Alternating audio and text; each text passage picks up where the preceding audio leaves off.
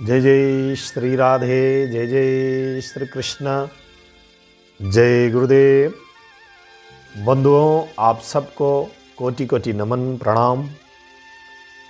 बंधुओं, आज हम चर्चा करते हैं विश्वास के ऊपर।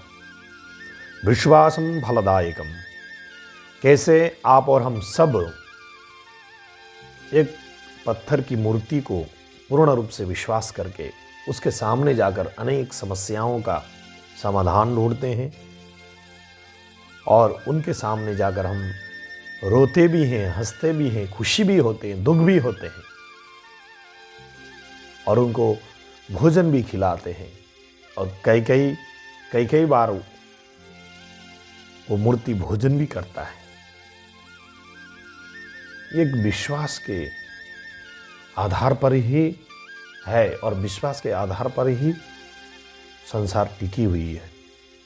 हम भी भौतिक जीवन में भी एक दूसरे को हम विश्वास करते हैं, तो उसी विश्वास के साथ व्यापार भी चलता है, परिवार भी चलता है और आध्यात्मिक जीवन में भी विश्वास के साथ ही हम आगे बढ़ सकते हैं।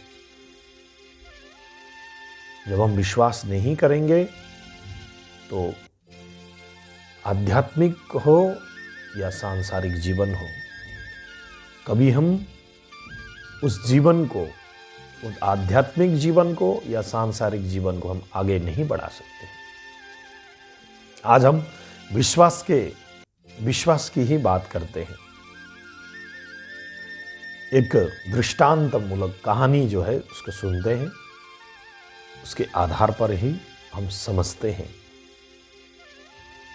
एक धूर्त व्यक्ति था साधु के वेश में। अच्छा, आप लोग पहले सुन लें, मैं एक साधु की कहानी सुना रहा हूं धूर्त व्यक्ति की। इसका मतलब ये नहीं कि आप किसी धूर्त व्यक्ति को गुरु बनाइए, इसका ये कतई मतलब नहीं है, परंतु यहां विश्वास की बात हो रही है कि कैसे एक धूर्त व्यक्ति के ऊपर विश्वास करके एक सज्जन व्यक्ति जो है महान बन जाता है, उसकी सारी समस्याएं दूर हो जाती है। ये कहानी जो है बहुत कुछ बताती है।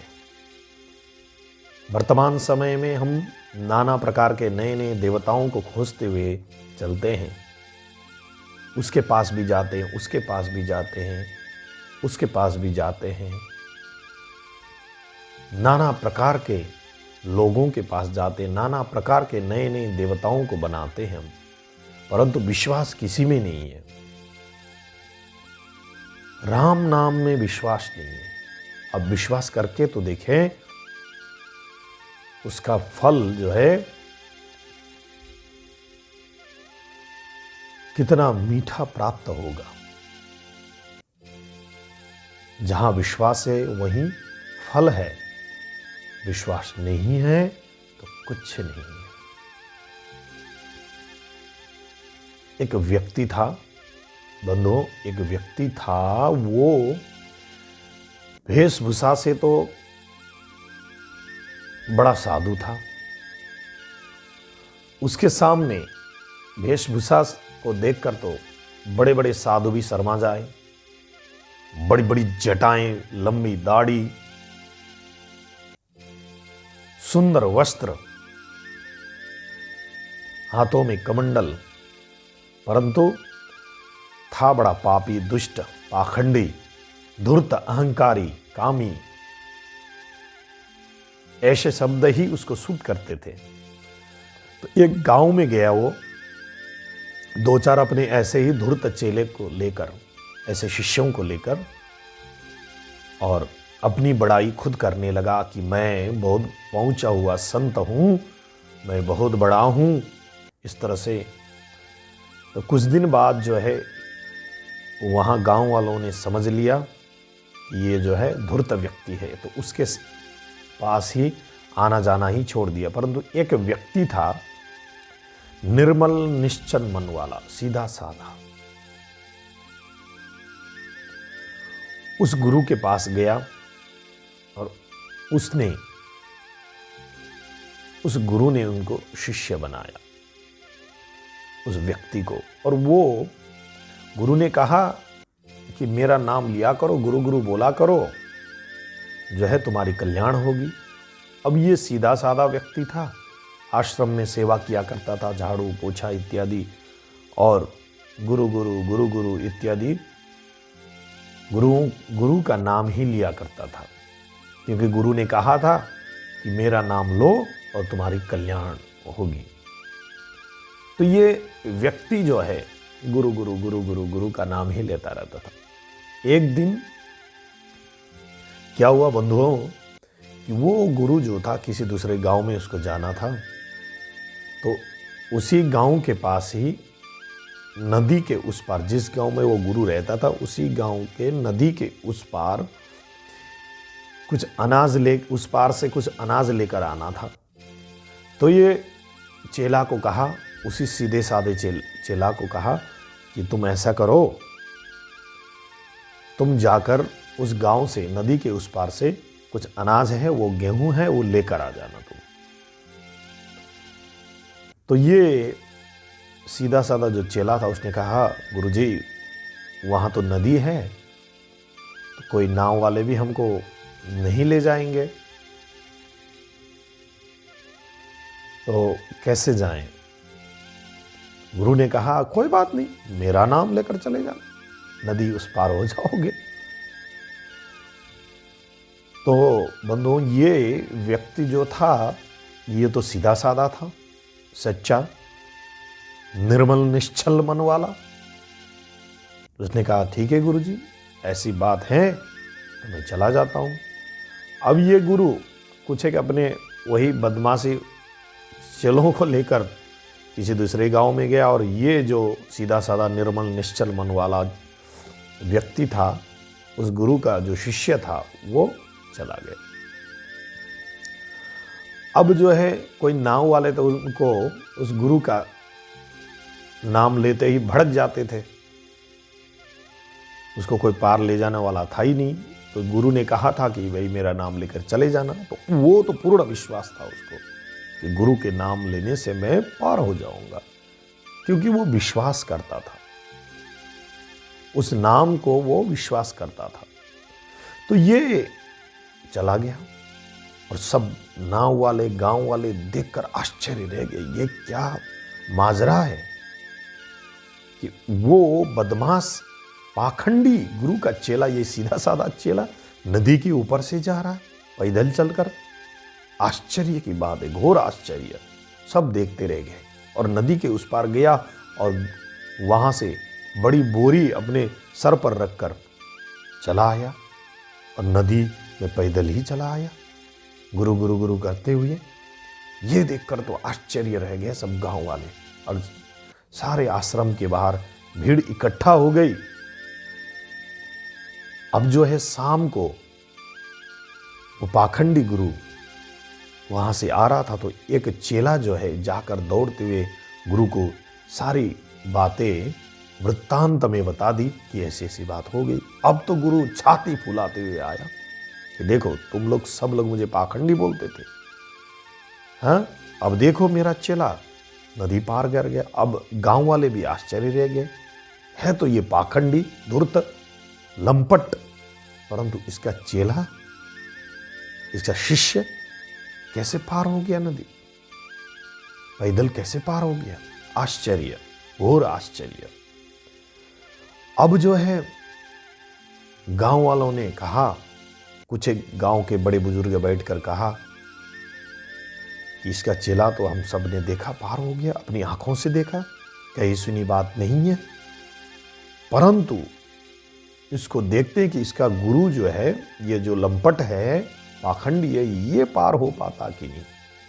तो सब लोगों ने विचार विमर्श कर उस व्यक्ति से, उस गुरु से, उस पाखंडी से, लंपट से कहा कि ठीक है महाराज, आपका शिष्य हम सब ने देखा नदी पर पैदल पार हो गया, हम मानते हैं इस बात को, परंतु अब पार होकर आप दिखाएंगे।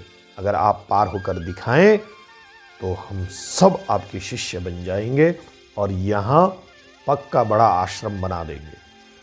अब तो गुरु ने, उस पाखंडी ने सोचा, अरे मेरे नाम से कोई पार हो सकता है तो मैं पार हो ही सकता हूँ, मैं तो भगवान बन गया, इत्यादि इत्यादि उसके मन में आ गया। और उसने कहा भी, अरे कोई दिक्कत नहीं, मेरे नाम से कोई पार हो सकता है तो मैं क्यों पार नहीं हो सकता, मैं तो भगवान हूँ। अब ये व्यक्ति गया, वो पाखंडी गया पैदल नदी के ऊपर।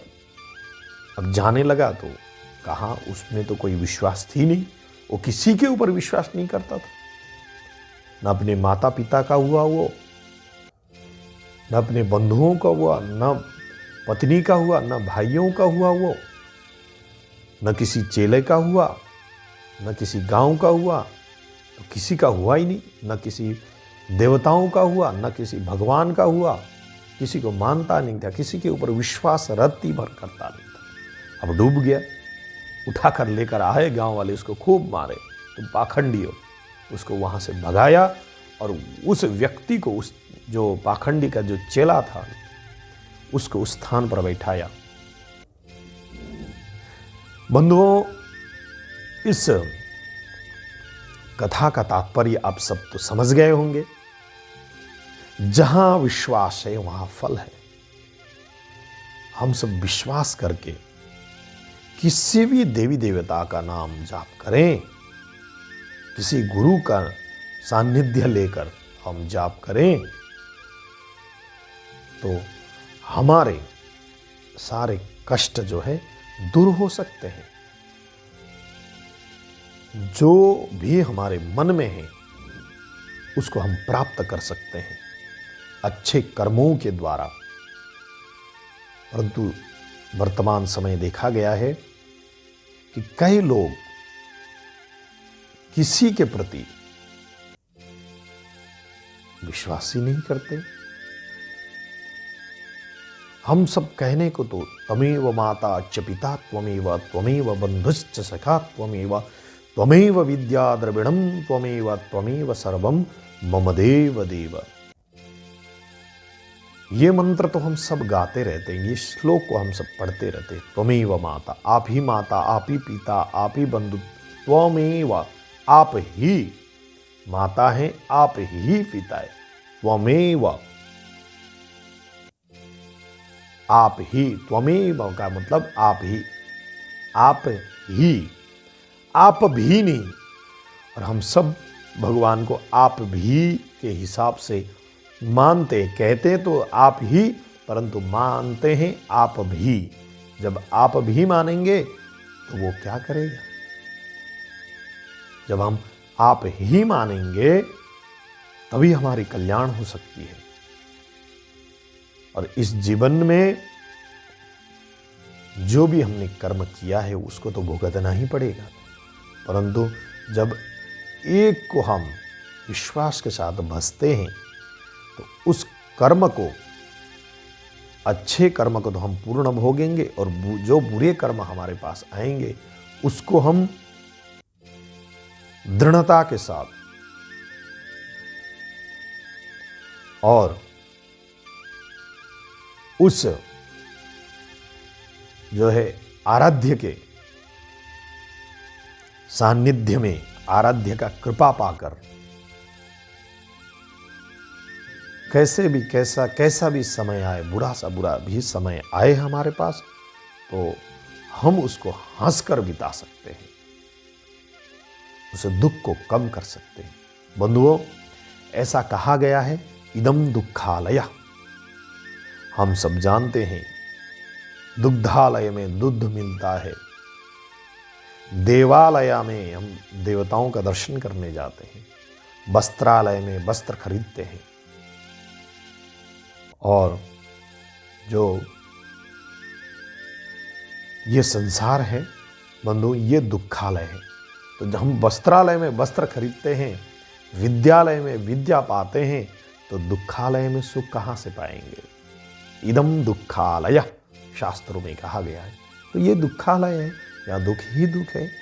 परंतु जब हम अपने इष्ट को पूर्ण विश्वास के साथ भजते हैं, पूर्ण विश्वास के साथ जब हम उनको यजन करते हैं, विश्वास करते हैं, तो हमारे दुख जो है वो इष्ट हर लेता है। वो इष्ट जो है ये हमारे दुख जो है, दुष्ट रूपी दुख जो आ जाते हैं, उसको सरलता से हम भोग सकते हैं, उसको भोगने की क्षमता हमें प्राप्त होती है। बंधुओं, आइए हम सब संकल्प लें कि आज से हम सब पूर्ण रूप से किसी एक इष्ट को भजें, पूर्ण रूप से विश्वास करें। ऐसे संकल्प लेते हैं और मैं आशा करता हूं आप सब जो है हमसे जुड़ते रहेंगे। जय जय श्री राधे।